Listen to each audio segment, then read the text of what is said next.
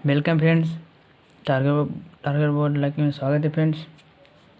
तो हम कल के वीडियो में पढ़े थे किस तरह को वास्तविक संख्या के बारे में कि वो किस तरह से अभाज्य गुणनखंड विधि, भाग विधि एंड यूक्लिड विभाजन एल्गोरिथम विधि का बनाया जाता है। आज के वीडियो के माध्यम से हम जानेंगे कि किस तरह से इसका उदाहरण एंड एक्सरसाइज को हम हल करते हैं। ठीक है फ्रेंड्स, तो चलिए आप अपने फ्रेंड्स के पास इस लिंक को सेंड कर दीजिएगा ताकि वो भी 2022 का एग्ज़ाम आसानी से क्लियरली कर सके। ओके, तो इस बुक में उदाहरण नंबर फर्स्ट है फ्रेंड, कहता है, देखिए कल के मेथड में हम पढ़े थे कि यूक्लिड विभाजन को किस तरह से बनाया जाता है। तो देखिए यहाँ एग्जांपल में दिया गया है कि 40 52 यानी 4052 और 12576 का HCF यूक्लिड विभाजन एल्गोरिथम विधि से बनाना है फ्रेंड। ठीक है, तो चलिए इसको हम किस तरह से हल करते हैं। हमारा फर्स्ट क्वेश्चन है, हमारा गिवन क्वेश्चन दिया गया है फ्रेंड्स कि 40 52 और 12576 का HCF यूक्लिड विभाजन से विधि से हल करना। ठीक है, तो अगर आप इस वीडियो का पार्ट 1 नहीं देखे हैं तो प्लीज़ जाकर उस पहले पार्ट 1 वीडियो को देखिए तो आसानी से पार्ट 2 वीडियो समझ में आएगा। ठीक है फ्रेंड, तो सबसे पहला क्वेश्चन में हमें कह रहा है कि इतना का HCF निकालना है किस विधि से, तो हम यूक्लिड विभाजन से निकालना है। तो देखिए फ्रेंड, क्वेश्चन कह रहा है कि 40 52 और 12576, तो इसमें सबसे ज़्यादा अंक है फ्रेंड, उसको हम ए मान लेंगे। ठीक है, कुछ मानने की विधि करते हैं, यानी कि ए इक्वल टू मान लेते हैं 12 5 76, यानी कि जो दिया गया है क्वेश्चन में उसी को मान लेते हैं। ठीक, जो ए बराबर है 12 5 76। अगर क्वेश्चन में दे दिया 7 और 10 तो हमें सबसे पहला ए को मानेंगे 10। ठीक है फिर क्लियरली, और इसमें जो बी का वैल्यू है जो 40 52 के, अब देखिए यहाँ पर हमें नज़र आ रहा है कि जो ए का मान बी का मान से क्या है, बड़ा है, यानी कि बी छोटा है और ए बड़ा है। तो हम इस तरह से लिखेंगे whereas greater than B. Okay, तो अब हम किन के अनुसार चलें फ्रेंड, तो नाउ यूक्लिड विभाजन एल्गोरिथम, कभी कभी इसको परमेका भी बोला जाता है फ्रेंड। ओके, यूक्लिड विभाजन एल्गोरिथम विधि। अब समझिए, सबसे पहला बात, अगर आप इसको यूक्लिड विभाजन को बना रहे हैं तो सबसे पहले आप भाग विधि को जाना जरूरी है। ओके, तो भाग विधि से ही इस यूक्लिड विभाजन को मेथड निकाला जाता है। ठीक है, तो सबसे पहले हम इसको 40 52 यानी कम में हमेशा ज़्यादा में भाग दिया जाता है फ्रेंड। ठीक है, तो 40 52 से हम भाग दे रहे हैं 12 5 76। ओके, अब देखिए इसमें कितना मात्रा लगेगा फ्रेंड, तो आप भाग जानते हैं, भाग लगा के देखिए। सो आप 3 बार भाग लगाएगा तो इसका आएगा 12, कुछ आता है 12 1 5 6। ओके, अब इसको आप घटाएगा तो आएगा, ये दोनों तो आसानी से करेगा फिर, तो आएगा 420। देखिए यहाँ जब तक यूक्लिड कहता है कि जब तक हमें भाग देना है जब तक कि उसका शेषफल 0 ना हो जाए। तो देखिए इसको हम माने थे पहला पार्ट 1 में माने हैं इसको ए और इसको बी और इसको क्यू एंड इसको जिस शेषफल के रूप में आता है फिर उसको हम आर बोलते हैं। तो देखिए आर का वैल्यू 0 नहीं है, इसलिए हम इसको इस यूक्लिड विभाजन की खासियत ये है फ्रेंड कि इसको हम स्टेप बाय स्टेप हल करते हैं। ओके, तो नाउ तो हम सबसे फर्स्ट चलते हैं कि जो स्टेप नंबर 1 में मिला है, सॉरी जो अब बताइए जो ए बराबर होता है बी, ए बराबर भाज बराबर क्या होता है फ्रेंड, ए बराबर बी, जो भाज है जो इसका गुना और इसका इस ए बराबर बी इंटू क्यू, यानी कि भाजक का गुना हो जाएगा भागफल से, प्लस में जो लास्ट में जो शेषफल को लिख देंगे, यानी ए बराबर बी इंटू क्यू प्लस में आर। ओके, जहाँ आर का मान हमेशा 0 होना चाहिए फ्रेंड। ठीक है, इस कंडीशन को अवश्य फॉलो कीजिएगा कि जब आर हमें 0 मिल जाता है तो हमें भाग नहीं लगाना है। ओके, यानी कि स्टेप नंबर 1 है, स्टेप 1 कह रहा है कि देखिए ए के स्थान पर है 12 5 76 इक्वल टू बी के स्थान पर देखिए तो 40 52 है इंटू, यानी गुना के सैम लेते हैं, क्यू के स्थान पर है 3 प्लस में आर का स्थान हमें कितना मिला फिर 420। तो देखिए जो हमें आर का वैल्यू है जो 0 नहीं हुआ है, इसलिए हम लिखेंगे आर नॉट इक्वल टू 0, यानी कि आर का वैल्यू अभी 0 नहीं आया है। तो चलिए इस स्टेप यानी कि 420 में पुनः हम HCF 40 52 से करते हैं। ठीक है, तो इसका कीजिएगा तो जा कर क्या मरतबा लगेगा फ्रेंड, तो ये 9 मरतबे लगेगा। ठीक है, जो हाँ आवेगा जो 3780 आता है। ठीक है, और इसको आप घटाए तो आवेगा 272। ओके, तो अब देखिए अभी भी भाग HCF जब लगाएं तो R नहीं 0 आया, तो फिर स्टेप नंबर 2 में चलेंगे। स्टेप नंबर 2 कह रहा है। अब देखिए जो इसी पर बनाएगा, जो A के स्थान पर कितना है फिर, जो 40 52 है तो लिख दीजिए 40 52। पुनः हम इसको अब हम छोड़ देंगे, हमारा वैल्यू नहीं हुआ, इसको हम देखना ही नहीं है। अब स्टेप नंबर इसको 2 के बारे में हम इतना के बारे में चर्चा कर रहे हैं फ्रेंड। तो A के स्थान पर हो गया 40 52 इसका 2। अब देखिए B के स्थान ये तो हो गया, हमें हर भाग लगाते समय हर स्टेप में देखिए देखना है कि जो A का वैल्यू है जो हमेशा भाज्य रूप में रहेगा, भागफल और शेषफल, और ये भाज्य होगा, भाजक भागफल और शेषफल, ये 3 को नहीं चेंज होगा फ्रेंड, ठीक है। यानी कि ये हो गया। और देखिए और जो A बराबर B का मान कितना है फ्रेंड, तो 420। ओके 420 इंटू Q का मान कितना है 9, और जो शेष के रूप में आया जो 272। अब देखिए अभी R का मान 0 नहीं आया तो हम लिख देंगे R नॉट इक्वल टू 0, ठीक है। अब देखिए फिर से पुनः से हम HCF के रूप में 272 आए तो 272 को पुनः भाग दीजिए, 272 को 420 में बताइए कितना मतलब लगेगा, तो ये 1 का मतलब लगेगा, यानी कि 272। इसको घटाइएगा तो ये आएगा 148, यानी 148 आएगा, ठीक है। तो अब देखिए अभी भी शेष पर 0 के रूप में नहीं आया, तो स्टेप नंबर 2 में चलेंगे, ठीक है। Step number 2 sorry step number 3 sorry friend. So हमारा स्टेप नंबर 3 क्या करेंगे, जो A के स्थान पर है जो 420 है इक्वल टू, अब देखिए B के स्थान पर कितना है फिर, तो B के स्थान पर 272 है। इसी तरह से हम और भी जब तक कि हमें वैल्यू R का मान 0 नहीं हो जाता है तब तक हमें HCF निकालना है, ठीक है। और ये B के स्थान पर देखिए सॉरी A का स्थान पर तो हो गया 420, B का स्थान पर 272 एंड Q का स्थान पर हो गया 1 फ्रेंड्स। और प्लस का सेमूल प्लस का देना है हमेशा, ये सूत्र हमेशा याद रखेगा फ्रेंड्स, क्योंकि यही सूत्र पर हमें आगे की ओर बढ़ना है, ठीक है।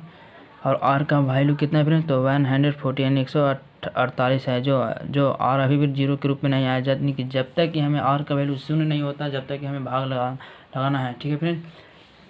तो चलिए अभी भी R नॉट इक्वल टू 0। अब पुनः 148 में भागा देंगे, 148 में भागा कितना से दे रहे हैं फ्रेंड, 272 में, ये भी एक मरतबा लगेगा फ्रेंड, यानी कि 148 घटाएगा तो ये आएगा 4 आए 2, यानी कट गया, ये तो कट गया हो गया, तो सॉरी कटा नहीं, ठीक, 124 यानी 124 आया, ठीक है। देखिए अभी R का मान 0 नहीं हुआ है, यानी स्टेप नंबर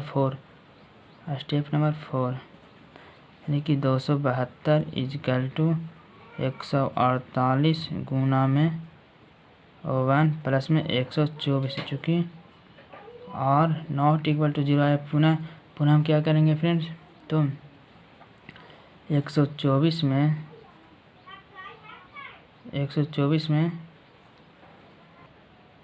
पुनः 124 में भागा देंगे 148 में, तो दीजिएगा फ्रेंड, तो आएगा ये 1 मरतबा यानी 124, इसको घटाएगा तो 4i2, ठीक है, कट गया। अब देखिए स्टेप में सबसे पहले हम भागे की क्रिया कर लेते हैं, तो फिर पुनः 24 में करेंगे, 24 में 124 से भाग दीजिएगा तो कितना मतलब लगेगा फ्रेंड, 24 में 124 से भाग दीजिएगा तो ये 5 मरतबा लगेगा, यानी कि 24 5 है 120, यानी कि 20, 4 आएगा, कट गया, यानी 4 के रूप में इसको भाग दीजिएगा, तो ये काटिए तो ये आएगा जाकर के 8 मरतबे 6, ठीक है, कट गया, यानी कि हमें R का वैल्यू 0 हो गया। इसे इतना ही हमें रुक जाना फिर और चलना है हमें, यानी स्टेप नंबर 4 हो गया। स्टेप नंबर 5 क्या कहता है फ्रेंड, स्टेप नंबर 5 यानी कि जो है स्टेप नंबर 5, सो यहाँ पर 148 इक्वल टू में 124 इंटू में 1 प्लस में शेषफल के रूप में आया 24। अभी R का वैल्यू 0 नहीं आया है, तो चलिए R नॉट इक्वल टू 0। अब स्टेप नंबर 6 चलिए, तो जो 124 equal to 124 equal to 24 into में 5 प्लस में 4। अभी R के वैल्यू 0 नहीं आया है फ्रेंड, अभी R भी आगे निकालते हैं। सो हमारा स्टेप नंबर 6 का रहा है फ्रेंड, जो 24 का 124 बराबर 24 गुना 5 प्लस में 4 बराबर जो अभी R का वैल्यू 0 नहीं आया फ्रेंड। जो स्टेप नंबर चलते हैं 7 यानी कि 7वां नंबर में, ये स्टेप यानी चरण बाय चरण हम चल रहे हैं फ्रेंड। अब देखिए स्टेप नंबर 7 में कह रहा है कि भाज्य के स्थान पर है 24, सिर्फ 24 बराबर में 4 इंटू में 6 इजकल टू में 0। अब देखिए जो आर का वैल्यू है जो हमें 0 प्राप्त हो गया, फिर यानी आर बराबर 0। यहाँ पर हमें रुक जाना है और दोनों का जो HCF मिला है जो बी के स्थान पर उसको हम ले लेंगे, लिखना है। अब फर्स्ट ऑफ ऑल यानी कि अतः 40 52 एंड 12 5 76 का HCF इजकल टू कितना हुआ तो 4 ही हमारा राइट आंसर। ओके फ्रेंड, तो आई होप कि अच्छा लगा होगा, तो आप प्लीज़ चैनल को लाइक सब्सक्राइब एंड कमेंट अवश्य कीजिए। और चलिए एग्जांपल नंबर 2 की ओर चलते हैं। सो हमारा बुक में एग्जांपल दिया है फ्रेंड। एग्जांपल नंबर 2 कह रहा है कि दर्शाइए कि प्रत्येक धनात्मक सम पूर्णांक 2q के रूप का होता है तथा प्रत्येक धनात्मक विषम पूर्णांक 2k + 1 के रूप का होता है जहाँ q कोई पूर्णांक है। इस तरह के सवाल बनाने के लिए फ्रेंड्स कुछ आपको वैल्यू को मानना पड़ेगा। ओके, तो चलिए जैसा कि बुक में बनाया गया तो हमें पता ही नहीं चला कि क्या बनाए, तो हम बनाते हैं। चलिए सीरियल बाय। सो हमारे पास कुछ उदाहरण 2 आ गया फ्रेंड। दर्शाए कि इतना इतना एक पहला तो सम संख्या है, इतना इतना सम संख्या, और इसको दर्शाना है कि विषम संख्या है या नहीं। तो सबसे पहले हमें कुछ वैल्यू को मान लेते हैं, ठीक है फ्रेंड। तो माना कि एक कोई धनात्मक पूर्णांक है, ठीक है। माना कि ये कोई धनात्मक पूर्णांक है, चूँकि जो b का वैल्यू है कहाँ से कहाँ, देखिए इसमें भी सबसे आगे फर्स्ट में 2 लगा हो, इसमें भी 2, तो हम इसमें 2 ले लेंगे, यानी कि b का मान 2 है। क्यों है b का मान 2, तो इसको हम हिंट के लिए लिख देंगे, क्योंकि जो हमारा a का वैल्यू है जो 2q है एंड 2q प्लस में 1 है, ठीक ना। यानी कि a का मान जो b बराबर 2q। ओके, जो हमारा a का वैल्यू कहाँ से कहाँ है फ्रेंड, जो 2q को दर्शाना है और 2q + 1 को दर्शाना है, इसी को हमें दर्शाना है। ओके फ्रेंड्स, अब 9 अब किनके अनुसार चलना है फ्रेंड, 9 यूक्लिड विभाजन से। ओके, यूक्लिड विभाजन से चलना है फ्रेंड। तो यूक्लिड विभाजन चलने के लिए सबसे पहले बताइए कि जो a बराबर होता है, अब तो आपको पता होगा कि फार्मूला याद हो गया होगा, a बराबर b × q प्लस में। और अब बताइए जो r का मान है, यानी कि इसका मान कहाँ के से कहाँ रेंज है फिर, तो 0 से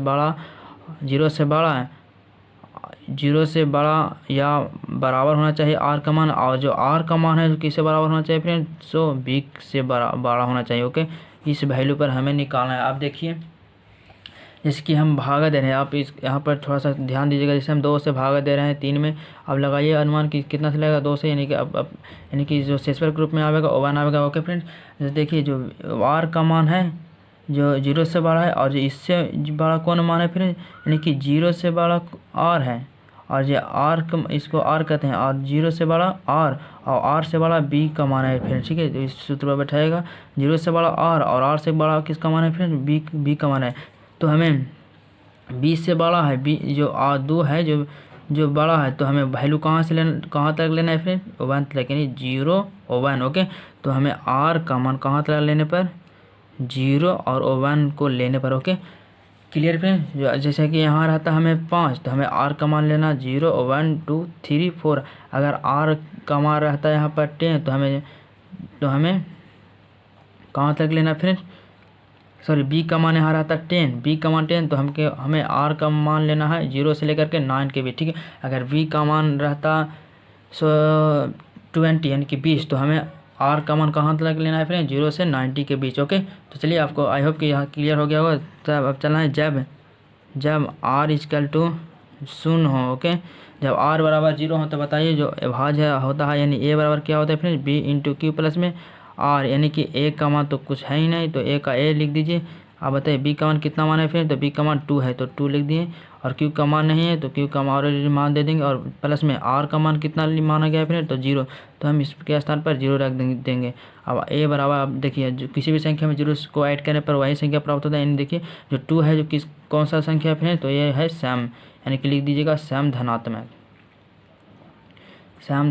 पूर्णांक। ओके, सो हमारा नेक्स्ट क्वेश्चन कर, अब इसमें देखिए और एक और संख्या 1 पर जांचिए।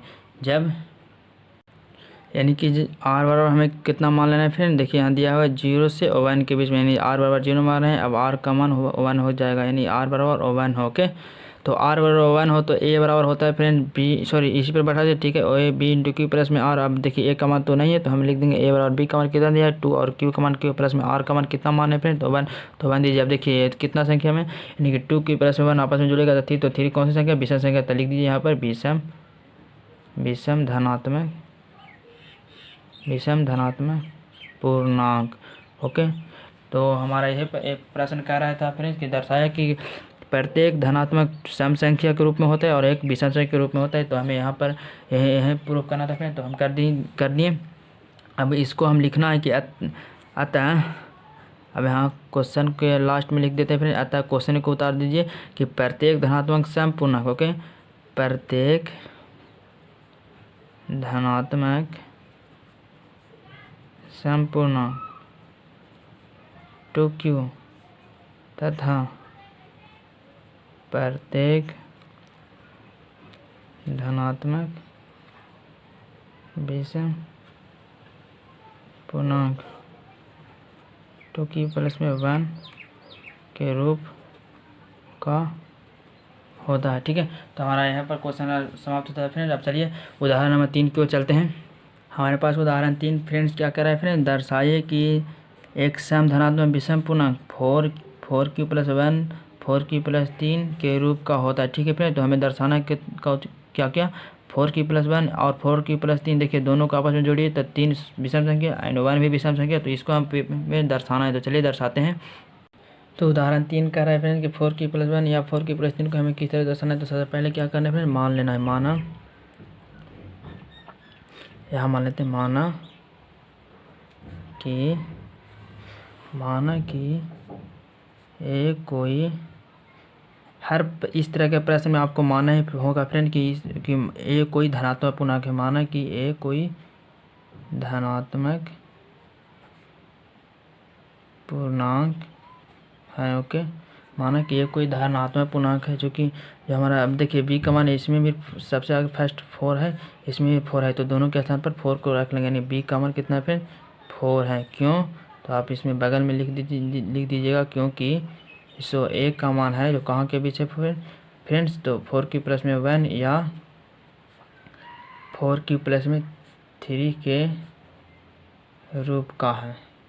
अब चलिए यहाँ के बाद हम अगले स्टेप में चलते हैं। तो अब किन के अनुसार फ्रेंड्स, नाउ यूक्लिड विभाजन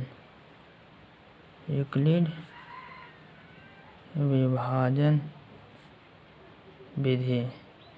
सो यूक्लिड विभाजन क्या कहता है फ्रेंड, जो हमारा ए का मान है, ए बराबर बी इंटू क्यू प्लस में आर होना चाहिए, जहाँ जो आर का मान 0 से छोटा यानी 0 से बड़ा आर होना चाहिए, 0 is greater and less than R and equal to B, यानी 0 is greater and less than R and 0 is greater and equal to B, 0 is greater and equal to R and less than B होना चाहिए, ठीक है friend. यानी इससे बड़ा ई और इससे बड़ा ई, ठीक है, इससे बड़ा ई होना चाहिए। अब चलिए, अब हमें क्वेश्चन को देख कर बताइए जो हमारा बी का मान कहाँ है फ्रेंड, 4 है यानी कि 4 है, तो हमें आर का वैल्यू कहाँ तक होगा फ्रेंड, अगर सपोज इट हाँ बी का मान हमें रह गया 4, तो आर का मान जाएगा फ्रेंड 0 से 1 2 3 है। मान लिया जाए अगर बी का मान है, हमें सिर्फ आपको बता रहे हैं मानने के लिए, बी का मान यहाँ रह गया जाकर के 13, तो हमें आर का मान लेना है 0 2 0 1 2 3 4 5, इस तरह से कहाँ तक लेना है फ्रेंड, तो 12 यानी 12 तक लेना है। इसी तरह से हर क्वेश्चन में लीजिएगा, यानी कि किसी भी संख्या को, यानी बी का एक अंक घटा दीजिएगा, बी को एक अंक घटा दीजिएगा। जैसे मान लीजिए बी का मान 29 है तो आर का मान 28 तक लीजिएगा, ओके। तो बी का मान हमें आर का मान कहाँ तक लेना है फिर 0 1 2 एंड 3 तक, ओके। देखिए 0 1 2 3, अब 4 नहीं लेंगे क्योंकि बी का मान हमेशा आर से छोटा होता है, यानी आर का मान छोटा एंड बी का मान बड़ा होता है, तब इसके लिए अगर बड़ा बराबर ले लेंगे तो ये तो रूल नहीं काम किया, ओके।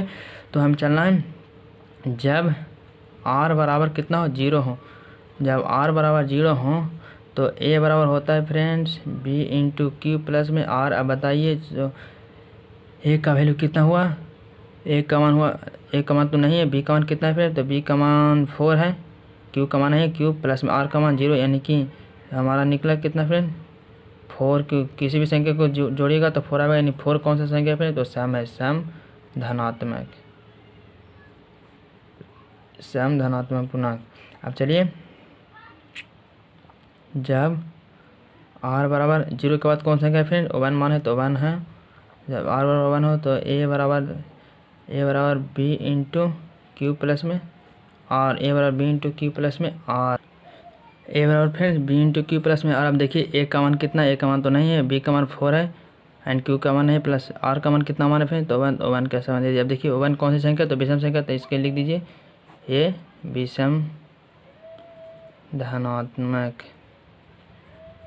पूर्णांक, विषम धनात्मक पूर्णांक। अब देखिए 1 के बाद 2 है फ्रेंड, तो 2 का मान है जब r बराबर 2 हो। ओके, तो r बराबर 2 हो तो a बराबर होता है b इंटू में q प्लस में r। तो बताइए, a का मान नहीं दिया है लेकिन b का मान 4 दिया गया है और q का मान नहीं दिया गया है एंड r का मान कितना दिया है फ्रेंड, 2। तो देखिए 2 आ गया, तो ये तो ऑलरेडी सम लग रहा है। 2 कौन सी संख्या, तो सम संख्या, तो बगल में लिख दीजिए सम धनात्मक पूर्णांक। ओके, एंड सबसे हमारा जो लास्टली है फ्रेंड जो 3 है, तो 3 कौन सी संख्या, अब नज़र नहीं आ रहा है कि 3 विषम संख्या है, तो विषम डायरेक्ट मान लीजिएगा। लेकिन जब रूल इज रूल यानी कि रूल का फॉलो कीजिए, जब r बराबर कितना है फ्रेंड 3 है, यानी कि a बराबर होता है b इंटू में q प्लस में r, यानी a बराबर में b का मान 4 दिया है एंड q का मान q नहीं दिया है और r का मान कितना दिया है फ्रेंड 3। अब बताइए कौन सी संख्या है, तो विषम संख्या, तो बगल में लिख दीजिए यह विषम संख्या यानी विषम धनात्मक पूर्णांक। ओके, विषम धनात्मक पूर्णांक है फ्रेंड, ठीक है। अभी यहाँ हमें देखिए क्वेश्चन कह रहा है था कि दर्शाइए कि देखिए क्वेश्चन आपको दिखाते हैं, दर्शाइए कि देखिए 4q प्लस 1 या 4q प्लस 3 यानी कि दोनों विषम संख्या होना चाहिए। तो हमें हल में दिया गया है फ्रेंड, देख लीजिए विषम संख्या के रूप में कौन कौन है फ्रेंड्स। तो हमारा एक क्वेश्चन है 4q प्लस में 3 ये विषम संख्या है एंड एक 4q प्लस 1 ये विषम संख्या है। तो दोनों को अतः में लिख देंगे नीचे, अतः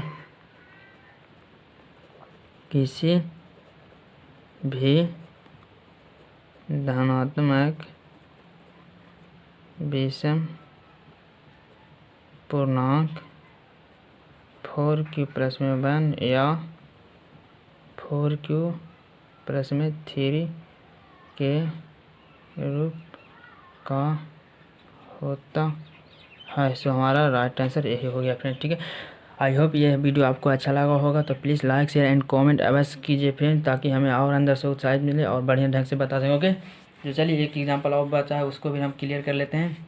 तो चलिए यहाँ तक रहेगा और कल की वीडियो में रहेगा सो किस तरह प्रश्नावली को हम लोग हल करेंगे, ठीक है। हमारा उदाहरण नंबर 4 क्या कर रहा है फ्रेंड कि एक मिठाई विक्रेता के पास 420 काजू की बर्फियाँ और 130 बादाम की बर्फियाँ हैं। वह इनकी ऐसी ढेरियाँ बनाना चाहती है कि प्रत्येक ढेरी में बर्फियों की संख्या समान रहे तथा ये ढेरियाँ बर्फी की परत में न्यूनतम स्थान घेरें। इस काम के लिए प्रत्येक ढेरी में कितनी बर्फियाँ रखी जा सकती है। तो इस मेथड को आप चाहे तो भाग विधि से बना सकते हैं फिर, चाहे तो अभाज्य गुणनखंड विधि से बना सकते हैं, चाहे तो आप यूक्लिड विभाजन विधि से बना सकते हैं। ये आपको जो है क्वेश्चन में नहीं कहा गया कि खास यही विधि से बनाए, ठीक है। तो आपको कोई भी विधि से आप हल कर दीजिए। चलिए हम अपने विधि से हल करते हैं जो कि बहुत ही पॉपुलर है, आपका भी रिवीजिंग होगा, ठीक है। हम मान लेते हैं प्रश्न को फ्रेंड्स कि माना उदाहरण नंबर 4 माना कि काजू बर्फियाँ की संख्या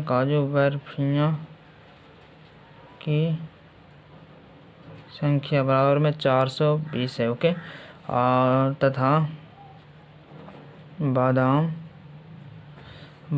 बर्फियाँ की संख्या बराबर में 130। ओके, तो हमारा दिया गया यानी कि हम इसको मान लेते हैं a इक्वल टू है 420 एंड b इक्वल टू है 130। अब जो a किससे बड़ा है फिर, तो a is greater than b यानी a से बड़ा b है। अब किनको अनुसार नाउ अब यूक्लिड हम चलिए यूक्लिड से सिद्ध करते हैं। आप किसी भी इच्छा आप किसी भी मेथड से इसको बना सकते हैं यूक्लिड विभाजन से। तो यूक्लिड विभाजन क्या कहता है फ्रेंड्स, जो a बराबर होता है जो b into Q plus r का होना चाहिए, जहाँ r बराबर हमेशा 0 होना चाहिए, ठीक है। r का मान हमेशा 0 होना चाहिए फ्रेंड्स। चलिए हम यानी 130 में हमें 420 में क्या करते हैं फ्रेंड्स, तो भागा करते हैं। तो इसको कीजिएगा तो एक मतलब एक मतलब नहीं लगेगा फ्रेंड्स, यहाँ जा करके कितने मतलब 3 मतलब लगा, यानी 3 मतलब लगाएगा तो 390 आएगा। ठीक है, ये आप आसानी से मैथ शेप निकाल सकते हैं। 0 आएगा, ये कितना 3, ये आपस में कट गया। देखिए अभी r का 0 नहीं आया, तो स्टेप नंबर 1 में लिख सकते हैं हम। स्टेप नंबर 1 क्या कहता है, 1 के स्थान पर 420 है तो 420 लिख दिए, बराबर में b के स्थान पर 130 है तो 130 गुना में q का स्थान पर 3 है, प्लस में r का स्थान पर 30 है। तो देखिए r का वैल्यू 0 नहीं आया, यानी r नॉट इक्वल टू 0। अब चलिए स्टेप नंबर 2 चलते हैं। स्टेप नंबर 2, ठीक है, ओके फ्रेंड्स। स्टेप नंबर 2 यानी सेकेंड। अब इसमें आप 30 में 130 से भाग दीजिए, यानी कितने मतलब लगेगा 4 मतलब, यानी ये आएगा 120। इसको आप घटाइएगा तो 0 और 1 कट गया, यानी कि जो स्टेप नंबर 2 है, जो यानी 1 के स्थान पर कितना है फ्रेंड, तो 120 130 इक्वल टू में 30 इंटू में 4 प्लस में 10। देखिए r के स्थान पर 10 है, यानी r 0 नहीं है तो नॉट इक्वल टू 0 लिख देंगे। अब चलिए 10 में भागा देंगे 30 से, ओके। अब इसको दीजिएगा तो 3 मतलब यानी कट गया, 0 आ गया यानी 0 हमें यानी स्टॉप हो जाना है। तो स्टेप नंबर 3 में कीजिएगा तो 1 के स्थान पर 30 यानी b के स्थान पर 10 गुना में q का स्थान पर 3 प्लस r के स्थान पर 0, यानी कि r बराबर 0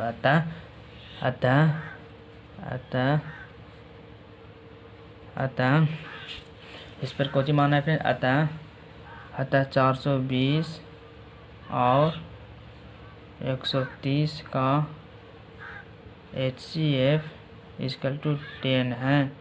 इतना के बाद अब क्या करना है फ्रेंड कि प्रत्येक ढेरियों में काजू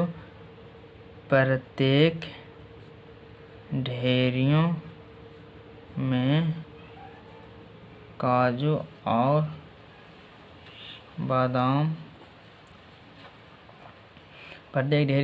बादाम की संख्या 10-10 होगी। कहने का यह तात्पर्य कि बर्फियाँ काजू वाला की भी 10 होगा और बादाम बर्फियाँ वाला की दोनों का 10-10 होगा, ठीक है। तो हमारा आज का वीडियो यहाँ तक समाप्त होता है फ्रेंड। चलिए नेक्स्ट वीडियो में किस तरह से प्रश्न वाले एक्सरसाइज 1.1 को हल करेंगे बहुत ही आसान तरीके से। अगर आपको इस चैनल पर समझ में आ रहा होगा तो प्लीज़ दोस्तों के बाद अवश्य सेंड कीजिए, ठीक है। तो चलिए मिलते हैं नेक्स्ट वीडियो में।